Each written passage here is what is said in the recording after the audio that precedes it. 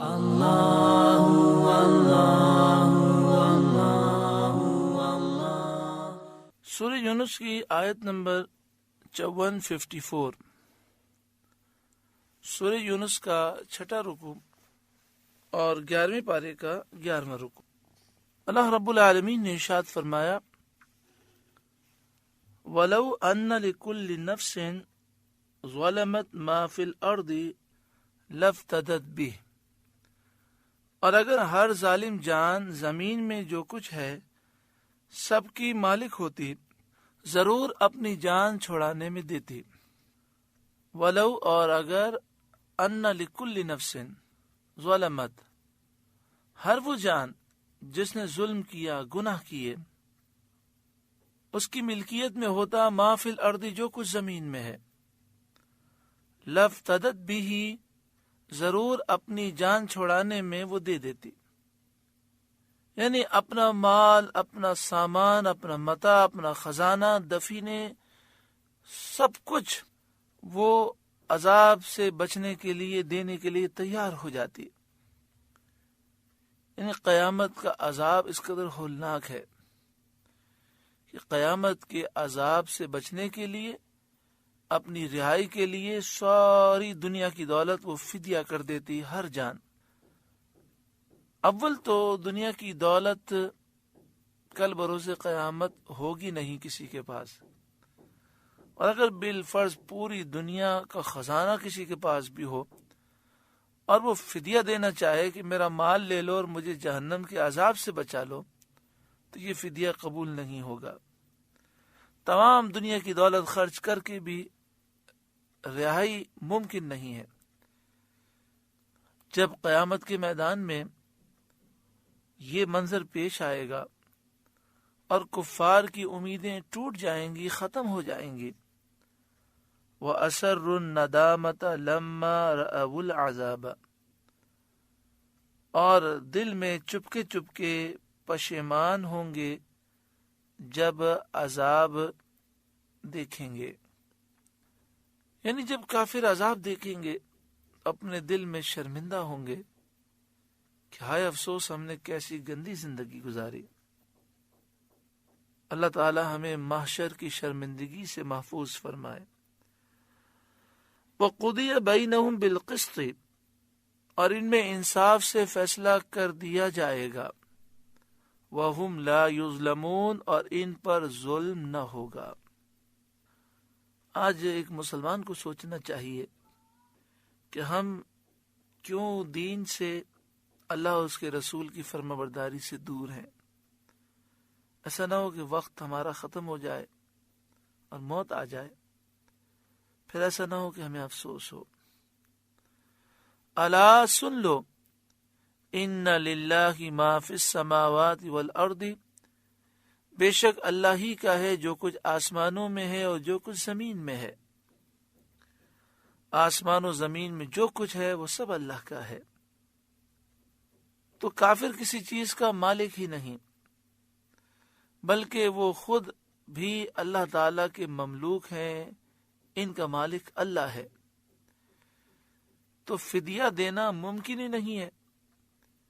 تو اول تو کل بروز قیامت ان کے لیے فدیہ دینا ممکن نہیں، اور بالفرض اگر ایسا ہوتا بھی تو قبول وہ نہ کیا جاتا۔ تو اس لیے اس دنیا کی زندگی میں اس مال کو اللہ کی راہ میں خرچ کرو، اس دنیا کی زندگی میں سچی پکی توبہ کرو۔ الا سن لو، ان وعد اللہ حق، بے شک اللہ کا وعدہ سچا ہے۔ وَلَكِنَّ أَكْثَرَهُمْ لَا يَعْلَمُونَ، مگر ان میں اکثر کو خبر نہیں۔ هُوَ يُحْيِي وَيُمِيتُ، وہی زندہ کرتا ہے اور موت دیتا ہے۔ وَإِلَيْهِ تُرْجَعُونَ، اور اسی کی طرف پھرو گے، اسی کی طرف تم لوٹائے جاؤ گے۔ یا ایھا الناس، اے لوگوں، قد جاءتکم موعظۃ من ربکم، تمہارے پاس تمہارے رب کی طرف سے نصیحت آ گئی۔ وشفاء لما فی الصدور، اور دلوں کی صحت جو کچھ سینوں میں ہے اس کے لیے شفا آ گئی، وَهُدًى وَرَحْمَةٌ لِّلْمُؤْمِنِينَ اور ہدایت آ گئی اور مومنوں کے لیے رحمت آ گئی۔ اس آیت کریمہ میں یہ فرمایا گیا کہ اے لوگوں، تمہارے رب کی طرف سے تمہارے پاس نصیحت آ گئی، یعنی قرآن پاک۔ قرآن پاک کو اللہ تعالیٰ کی نصیحت فرمایا گیا کہ اللہ تعالیٰ کی طرف سے نصیحت ہے۔ سینوں میں جو امراض ہیں اس کی شفا فرمایا گیا، ہدایت فرمایا گیا اور مومنوں کے لیے رحمت فرمایا گیا۔ موعظۃ کے معنی کیا ہے؟ تو مفسرین نے فرمایا کہ اس کا مطلب یہ ہے کہ وہ چیز جو انسان کو مرغوب کی طرف بلائے اور خطرے سے بچائے۔ موعظت، نصیحت اسے کہتے ہیں کہ جسے سن کر انسان ایسی چیز کی طرف جائے جو پسندیدہ ہے اور جو بری چیز ہے اس سے بچے۔ تو نصیحت وہ چیز ہوتی ہے جو انسان کو اچھائی کی طرف بلاتی ہے اور برائی سے بچاتی ہے۔ حضرت امام خلیل علیہ الرحمہ نے فرمایا کہ موعظت، نصیحت، نیکی کی نصیحت کرنا ہے جس سے دل میں نرمی پیدا ہو۔ شفا سے مراد کیا ہے؟ تو فرمایا قرآن پاک دل کی بیماریوں کو دور کرتا ہے۔ مثلا دل کی بیماریاں، برے اخلاق، غلط عقائد اور وہ جہالت جو انسان کو برباد کرنے والی ہے، قرآن پاک وہ سارے امراض کو دور کرتا ہے۔ دل سے کینہ، بغض، عداوت، حسد، غرور، تکبر، عجب، دکھلاوا اور بہت ساری برائیاں دل سے دور کرتا ہے، برے عقیدے دور کرتا ہے۔ قرآن دل کو علم کے نور سے روشن کر دیتا ہے۔ قرآن پاک ان تمام بیماریوں کو دور کرتا ہے۔ یہاں پہ فرمایا گیا کہ ہدایت ہے قرآن پاک، کیونکہ قرآن پاک گمراہی سے بچاتا ہے اور سیدھی راہ دکھاتا ہے۔ ایمان والوں کے لیے رحمت ہے، اس لیے فرمایا کہ وہی اس سے فائدہ اٹھاتے ہیں، ایمان والے ہی قرآن پاک سے نفع اٹھاتے ہیں۔ جس طرح قرآن پاک سینے میں موجود جو بیماریاں ہیں اور جو دل کے امراض ہیں، جو روحانی بیماریاں ہیں، ان کے لیے شفا ہے، اسی طرح قرآن پاک جسمانی بیماریوں کے لیے بھی شفا ہے۔ قرآن پاک کی تلاوت سے کئی بیماریاں دور ہوتی ہیں۔ کئی قرآن پاک کی آیات میں شفا موجود ہے، جیسے حدیث پاک میں ہے کہ سورہ فاتحہ میں ہر بیماری کی شفا ہے۔ قل، اے محبوب آپ فرمائیے، بفضل اللہ وبرحمتہ فبذلک فلیفرحوا، اللہ ہی کے فضل اور اسی کی رحمت اور اسی پر چاہیے کہ خوشی کریں۔ قرآن مجید فرقان حمید ہمیں یہ اصول ارشاد فرما رہا ہے کہ جب اللہ کا فضل ملے، جب اللہ کی رحمت ملے، لوگوں کو چاہیے کہ وہ خوشیاں منائیں۔ غم منانے کا قاعدہ یہ ہے کہ اگر انتقال ہو جائے کسی کا تو 3 دن سے زیادہ سوگ منانے کی اجازت نہیں۔ ہاں، بیوہ 4 مہینے اور 10 دن سوگ مناتی ہے، عدت گزارتی ہے۔ حضرت آدم علیہ السلام کے متعلق حدیث پاک میں ہے کہ حضرت آدم علیہ السلام کی ولادت بھی جمعے کے دن ہوئی اور آپ کا وصال بھی جمعے کے دن ہوا۔ لیکن آپ دیکھیں، جمعے کو حدیث پاک میں عید کا دن کہا گیا، تو وصال کا جو غم ہے وہ 3 دن سے زائد نہیں ہے، لیکن ولادت کی خوشی میں جمعۃ المبارک عید کا دن ہے۔ تو خوشی منانے کے لیے کوئی وقت کی قید نہیں ہے۔ سب سے بڑا اللہ کا جو فضل ہے اور جو سب سے بڑی اللہ کی رحمت ہے وہ محبوب کریم صلی اللہ علیہ وآلہ وسلم کی ذات ہے۔ تو حضور کی آمد پر خوشی منانا، اس کی اصل تو قرآن پاک سے ثابت ہے۔ ربیع الاول کا مہینہ آتا ہے، مسلمان خوشیاں مناتے ہیں، چاروں طرف محفلیں ہوتی ہیں، اللہ کا ذکر ہوتا ہے، قرآن پاک کی تلاوت ہوتی ہے، اللہ کی حمد و ثنا بیان کی جاتی ہے، محبوب کریم صلی اللہ علیہ وآلہ وسلم کی نعتیں پڑھی جاتی ہیں، درس قرآن و حدیث ہوتے ہیں جس میں حضور صلی اللہ علیہ وآلہ وسلم کی شان و عظمت کا بیان ہوتا ہے، درود و سلام کی محفلیں ہوتی ہیں۔ یہ سب قرآن پاک کی اس آیت پر عمل ہے کہ مسلمان حضور صلی اللہ علیہ وآلہ وسلم کی آمد پر خوشی کا اظہار کرتے ہیں اور اللہ تعالیٰ کا شکر ادا کرتے ہیں۔ مفسرین نے فرمایا کہ فَلْيَفْرَحُوا میں فرحت کا ذکر ہے، فرح کا ذکر ہے۔ کسی پیاری اور محبوب چیز کے پانے سے دل کو جو لذت حاصل ہوتی ہے اس کو فرح کہتے ہیں، فرحت کہتے ہیں، خوشی کہتے ہیں۔ کسی پیاری اور محبوب چیز کے پانے سے دل کو جو لذت حاصل ہوتی ہے اس کو فرح کہتے ہیں۔ معنی یہ ہے کہ ایمان والوں کو اللہ کے فضل اور اس کی رحمت پر خوش ہونا چاہیے کہ اللہ تعالیٰ نے انہیں نصیحتیں عطا فرمائیں، قرآن پاک عطا فرمایا جو سینوں کی شفا ہے، ایمان کے ساتھ اللہ تعالیٰ نے دل کی راحت و سکون عطا فرمایا اور اپنا محبوب انہیں عطا فرمایا۔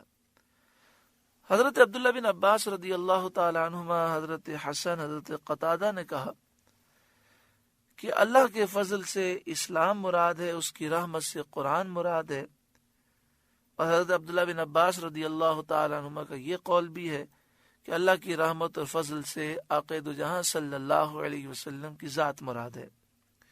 ایک قول یہ بھی ہے کہ اللہ کے فضل سے قرآن مراد ہے اور رحمت سے مراد احادیث ہیں۔ قرآن، احادیث، اسلام، یہ ساری چیزیں حضور کے صدقے میں ملیں اور یہ سب حضور کے وسیلے سے ہمیں عطا کی گئیں۔ اللہ تبارک و تعالی ہمیں حضور صلی اللہ علیہ وآلہ وسلم کی خاص نگاہ کرم عطا فرمائے۔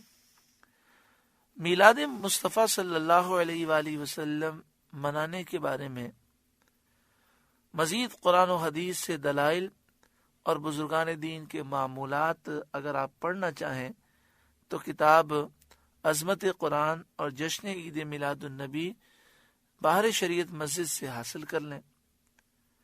اس موضوع پر سی ڈی بھی ہے اور اس موضوع سے ہی تعلق رکھنے والی سی ڈی ہے، کتاب ہے بدعت کی حقیقت، شرک کی حقیقت، بدعت کی حقیقت، معیار ہدایت اور عظمت قرآن اور جشن عید میلاد النبی۔ یہ وہ سی ڈیاں ہیں، یہ وہ کتابیں ہیں کہ انشاءاللہ تعالی ان کے پڑھنے سے سینے روشن ہوں گے۔ تو آپ سے گزارش ہے کہ لوگوں میں انہیں تقسیم کریں تاکہ سب کے عقائد درست ہوں۔ ہوا خیر مما یجمعون، وہ ان کے سب دھن دولت سے بہتر ہے۔ یعنی اللہ تعالی کا فضل اور اس کی رحمت، اس پر خوشی منانی چاہیے کہ سب سے بڑی جو نعمت ہے وہ اللہ کا فضل ہے اور اس کی رحمت ہے۔ قل، اے محبوب آپ فرمائیے، ارائیتم ما انزل اللہ لکم من رزق، بھلا بتاؤ تو وہ جو اللہ نے تمہارے لیے رزق اتارا، فجعلتم منہ حراما وحلالا، اس میں تم نے اپنی طرف سے حرام اور حلال ٹھہرا لیا، یعنی تم نے اپنی مرضی سے کسی کو حلال کہہ دیا، کسی کو حرام کہہ دیا، جس طرح زمانے جاہلیت میں کفار بعض جانوروں کو جو حلال تھے اپنی مرضی سے حرام کہتے تھے۔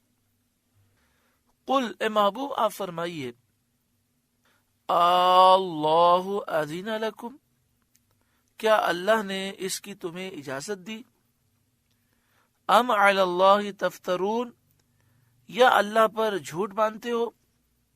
یعنی کیا اللہ تعالیٰ نے تمہیں اختیار دیا ہے کہ کسی حلال کو اپنی مرضی سے حرام کہہ دو، یا تم اللہ پر جھوٹ باندھتے ہو؟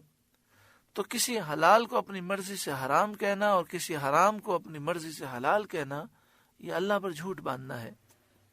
اعلیٰ حضرت امام اہل سنت امام احمد رضا علیہ الرحمہ کے خلیفہ صدر الافاضل حضرت علامہ سید نعیم الدین مراد آبادی علیہ الرحمہ اس آیت کے تحت تفسیر خزائن اور عرفان میں لکھتے ہیں، اس آیت سے ثابت ہوا کہ کسی چیز کو اپنی طرف سے حلال یا حرام کرنا ممنوع اور خدا پر افطرا ہے، اللہ کی پناہ۔ یعنی یہ منع ہے کہ اپنی طرف سے کوئی حلال کہہ دے یا حرام کہہ دے، اور یہ اللہ پر افطرا ہے، جھوٹ باندھنا ہے۔ آگے فرماتے ہیں آج کل بہت لوگ اس میں مبتلا ہیں، ممنوعات کو حلال کہتے ہیں اور مباحات کو حرام، یعنی جو چیزیں منع ہیں ان کو حلال کہتے ہیں اور جو چیزیں جائز ہیں ان کو حرام کہتے ہیں۔ آگے لکھتے ہیں بعض سود کو حلال کرنے پر مصر ہیں، بعض تصویروں کو، بعض کھیل تماشوں کو، بعض عورتوں کی بے قیدیوں اور بے پردگیوں کو، بعض بھوک ہڑتال کو، جو خودکشی ہے، مباح سمجھتے ہیں۔ یعنی آپ نے فرمایا کہ سود حرام ہے، تصویریں، کھیل تماشے، عورتوں کی بے پردگی، بھوک ہڑتال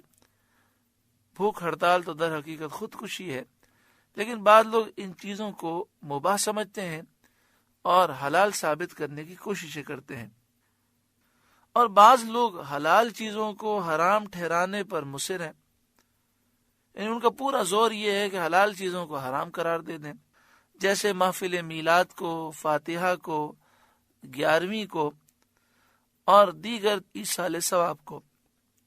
یعنی ایصال ثواب کے جتنے طریقے ہیں، محفل میلاد، فاتحہ، 11ویں وغیرہ کو وہ حرام قرار دینے کی کوشش کرتے ہیں۔ بعض میلاد شریف اور فاتحہ اور توشہ کی شیرنی اور تبرک کو، جو سب حلال اور طیب چیزیں ہیں، ناجائز اور ممنوع بتاتے ہیں، اسی کو قرآن پاک نے خدا پر افطرا کرنا بتایا ہے۔ اللہ تعالی سب کو ہدایت نصیب فرمائے۔ وما ظن الذین یفترون علی اللہ الکذب یوم القیامہ، اور کیا گمان ہے ان کا جو اللہ پر جھوٹ باندھتے ہیں کہ قیامت میں ان کا کیا حال ہوگا۔ ان اللہ لذو فضل علی الناس، بے شک اللہ لوگوں پر فضل کرتا ہے، یعنی رسول بھیجتا ہے، کتاب نازل فرماتا ہے، حلال و حرام کی خبر دیتا ہے، ولیکن اکثرہم لا یشکرون، مگر اکثر لوگ شکر نہیں کرتے۔ سورہ یونس کا 6واں رکوع مکمل ہوا۔ اس رکوع میں بہت سی نصیحتیں ہیں، اور میں ایک نصیحت یہ بھی ہے کہ قرآن پاک تمہارے رب کی نصیحت ہے، تمہارے لیے روحانی امراض کی شفا ہے، ہدایت ہے، مومنوں کے لیے رحمت ہے۔ اللہ تعالی ہمیں قرآن پاک کی کثرت سے تلاوت کرنے، سمجھنے اور عمل کی توفیق عطا فرمائے، اور اس کی دعوت عام کرنے کا اللہ رب العالمین ہمیں جذبہ عطا فرمائے۔ اللہ اللہ اللہ